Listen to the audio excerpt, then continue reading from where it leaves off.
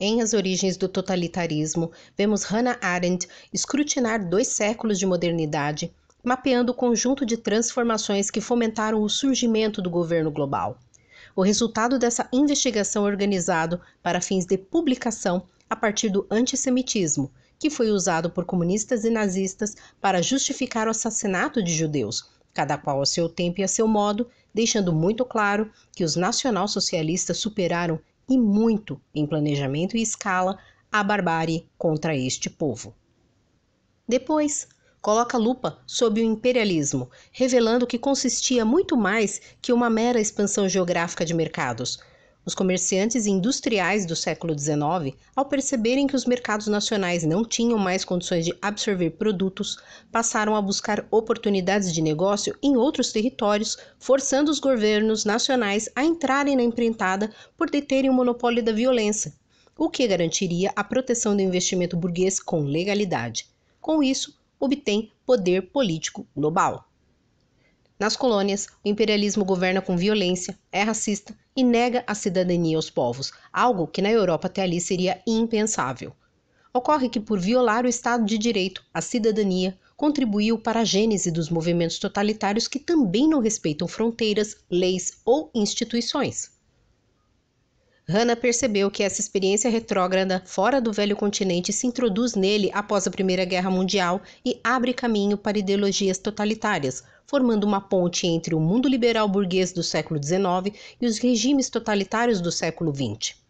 Hannah afirmava que, abre aspas, o imperialismo foi o primeiro estágio político em que o poder organizado se libertou das limitações da lei nacional e começou a expandir-se conforme suas próprias leis. Fecha aspas. Por fim, a autora chega ao totalitarismo em si. Para ela, os métodos do domínio total não são apenas mais drásticos. O totalitarismo difere essencialmente de outras formas de opressão política conhecidas até 1950, como o despotismo, a tirania e a ditadura. Aponta que sempre que galgou o poder, o totalitarismo criou instituições políticas inteiramente novas e destruiu todas as tradições sociais, legais e políticas dos países onde se instalou. Independentemente da tradição especificamente nacional ou da fonte espiritual particular de sua ideologia, o governo totalitário sempre transformou as classes em massas, substituiu o sistema partidário não por ditaduras unipartidárias, mas por um movimento de massa. Transferiu o centro do poder do exército para a polícia e estabeleceu uma política exterior que visava abertamente o domínio mundial. Hannah Arendt levou mais de 10 anos para escrever As Origens do Totalitarismo. Começa os trabalhos no final dos anos 1930, já exilada da Alemanha nazista, quando passa a reunir ideias e reflexões sobre o antissemitismo e o totalitarismo enquanto vive na França. Em 1941, foge para os Estados Unidos, escapando do regime de Vichy. De 1944 a 1950, trabalha de forma sistemática no livro, com base em seus estudos sobre o nazismo, o stalinismo, o imperialismo e o racismo europeu. Em 1951, publica As Origens do Totalitarismo nos Estados Unidos pela editora Harcourt Brace. Lendo As Origens do Totalitarismo, constatamos que ao investigar fenômenos históricos e sociais entre o final do século XVIII e a Segunda Guerra Mundial, Hannah Arendt descobre estar diante do que ela chamou de crise do século XX e foi dessa crise que nasceu o totalitarismo. Para a autora, essa crise foi causada principalmente 1. Ruptura com a tradição filosófico-política ocidental. Ela argumenta que a tradição do pensamento político ocidental, desde os gregos até o iluminismo, entrou em colapso. Essa tradição sustentava valores como liberdade, responsabilidade, ação política e razão. Quando essa base foi abandonada, perdeu-se o sentido compartilhado do mundo e dos critérios morais. Na tradição grega, especialmente com Aristóteles, a política era entendida como o espaço da ação livre entre iguais, onde os cidadãos deliberavam publicamente sobre os destinos da polis.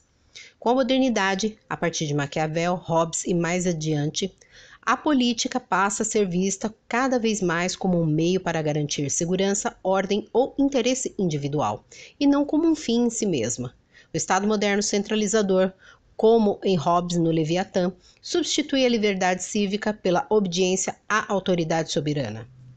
Na tradição clássica, a vida ativa era dividida entre trabalho, obra e ação. A ação, Agir com outros no espaço público era a mais elevada forma de vida. A modernidade inverte isso.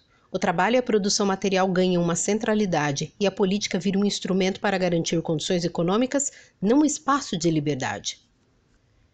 2. Declínio da autoridade da moral tradicional e a rejeição da metafísica e das bases universais da moral.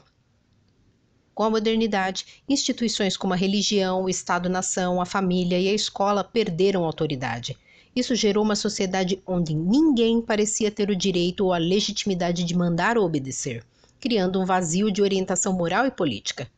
A tradição filosófica ocidental desde Platão buscava fundamentos universais para o bem, a justiça e a verdade. No século XIX e XX, com Nietzsche, Freud e Marx, essas bases foram radicalmente criticadas. Nietzsche declara a morte de Deus, negando uma base moral universal. Marx reduz ideias e valores a expressões de interesse de classe. Freud mostra que a razão é guiada por impulsos inconscientes.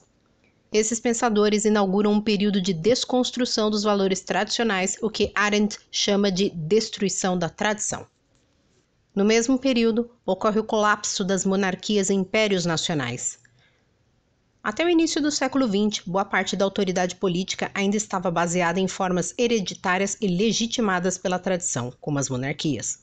Com a Primeira Guerra Mundial, vários desses regimes ruíram. A queda do Império Austro-Húngaro, do Império Russo e do Império Otomano deixaram vazios de autoridade que abriram caminho para regimes autoritários e totalitários. Concomitantemente, ocorre o declínio da religião como fonte de autoridade moral. A secularização crescente no século XIX e XX fez com que a religião, antes principal referência moral, perdesse influência sobre a vida pública e privada. Ao avanço do laicismo nas instituições educacionais e políticas em países como França, Alemanha e depois em todo o Ocidente, criando uma situação onde a moral deixou de ter uma base universal e, sem substitutos convincentes, abriu-se um espaço para o niilismo ou a manipulação ideológica. Associados, o declínio da autoridade da moral levam à desobediência generalizada e à desconfiança nas autoridades tradicionais, a crise da escola como lugar de formação e da autoridade. Para Hannah, a escola moderna perdeu a função de transmitir o mundo e a tradição para as novas gerações. Ao tentar tratar crianças como iguais aos adultos, muitos sistemas educacionais passaram a negar a autoridade do educador e, com isso, perderam a capacidade de formar julgamento e responsabilidade. Isso reflete uma confusão entre autoridade e autoritarismo, onde toda forma de liderança é vista como suspeita. Por fim, o vácuo de autoridade é preenchido pela ideologia ou coerção advindos dos regimes totalitários. Nos regimes totalitários, como o nazismo e stalinismo, a autoridade tradicional foi substituída por ideologias totalizantes que não permitiam questionamento. Em vez de comandar por reconhecimento ou legitimidade, o poder passou a se basear em terror, propaganda e controle total da vida. 3. Crise do juízo e da capacidade de pensar. No julgamento de Adolf Eichmann, Arendt observou que ele não era um monstro, mas alguém que simplesmente não pensava nas consequências morais de seus atos. Isso revela uma crise mais profunda, a banalidade do mal, isto é, a ausência de reflexão crítica, mesmo diante do inaceitável. 4. Colapso das instituições como portadoras da tradição e a sociedade de massas e atomização do indivíduo. A escola, a igreja, a família e o Estado-nação antes transmitiam os valores e os saberes do passado. No século XX, essas instituições entraram em crise. A educação torna-se cada vez mais técnica e instrumental, perdendo o caráter formativo ligado à tradição humanista. A religião perde sua autoridade moral em sociedades secularizadas. O Estado-nação é desafiado pelo imperialismo, pelas guerras mundiais e depois pela globalização. Com o crescimento da sociedade de massas no século XX, as pessoas se tornam isoladas, atomizadas e sem vínculos comunitários reais.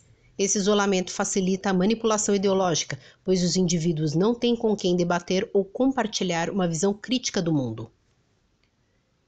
5. Surgimento do totalitarismo. O totalitarismo, nazismo e stalinismo não foi um simples autoritarismo, mas um novo tipo de regime que destrói a política e a liberdade humana.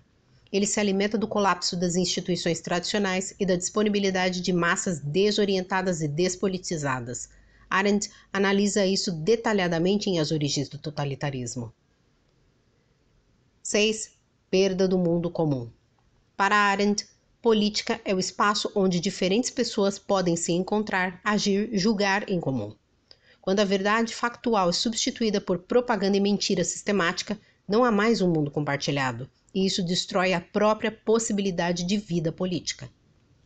Para a autora, essa ruptura com a tradição fez com que a política deixasse de ser ação livre e se transformasse em instrumento de controle, fez com que a moral deixasse de ser universal e se transformasse em produto de interesses ou instintos, fez com que as instituições deixassem de transmitir valores duradouros. E esses três fatores, associados aos acontecimentos do século XX, desmentiram as promessas do progresso e da razão. Fique ligado! Nos próximos vídeos dessa nova playlist, traremos excertos e comentários sobre essa poderosa investigação empreendida por Hannah Arendt. Até mais!